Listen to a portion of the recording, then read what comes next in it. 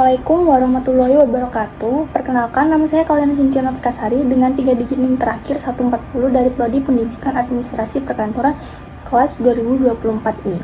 Pada kesempatan kali ini, izinkan saya untuk mempresentasikan hasil skripsi yang berjudul Peran Orang Tua dalam Meningkatkan Kecerdasan Spiritual Anak Usia Dini 5 hingga 6 tahun. Studi kasus di Perumahan Impian Perdana Kandang Mas, Kota Bengkulu, yang ditulis oleh Nurmah Intan Hidayanti dari Institut Agama Islam Negeri Bengkulu. Baik, langsung saja latar belakang. Anak usia dini itu sangat membutuhkan bimbingan orang tua dalam membentuk kecerdasan spiritual mereka.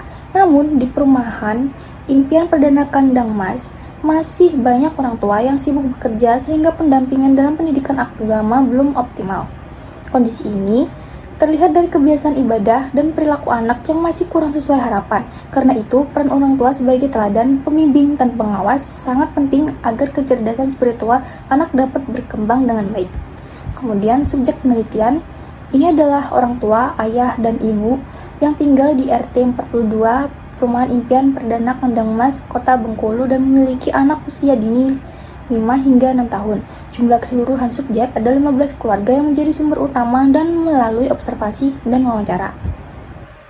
Metode penelitian ini pengumpulan data melalui proses observasi, wawancara, dan dokumentasi untuk memahami peran orang tua dalam meningkatkan kecerdasan spiritual anak. Informasi yang diperoleh kemudian dianalisis secara deskriptif kualitatif dengan langkah merangkum data, menampilkan informasi penting, lalu menarik kesimpulan berdasarkan temuan di lapangan. Hasil dari penelitian ini itu menunjukkan bahwa peran orang tua dalam meningkatkan kecerdasan spiritual anak itu belum berjalan secara optimal. Banyak orang tua yang disibukkan oleh pekerjaan sehingga waktu untuk memberikan keteladanan, bimbingan ibadah, dan pengawasan perilaku anak menjadi sangat terbatas. Kondisi ini membuat beberapa anak kurang mendapatkan pembiasaan yang baik di rumah.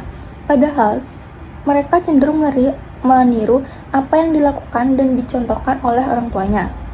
Selain itu, sebagian orang tua lebih menyerahkan pendidikan agama kepada sekolah ataupun pihak lain, sehingga peran keluarga sebagai lingkungan utama pembentuk karakter spiritual itu tidak berjalan maksimal.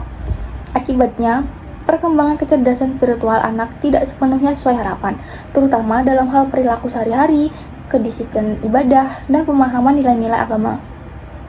Temuan ini menegaskan pentingnya kehadiran orang tua sebagai teladan utama bagi anak di rumah.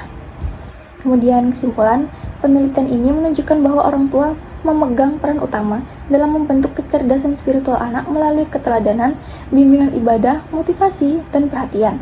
Namun, peran ini belum terlaksana secara maksimal karena sebagian orang tua itu sibuk bekerja dan kurang memberikan pendampingan agama di rumah. Akibatnya, perkembangan kecerdasan spiritual anak itu tidak berkembang optimal dan lebih banyak bergantung kepada sekolah.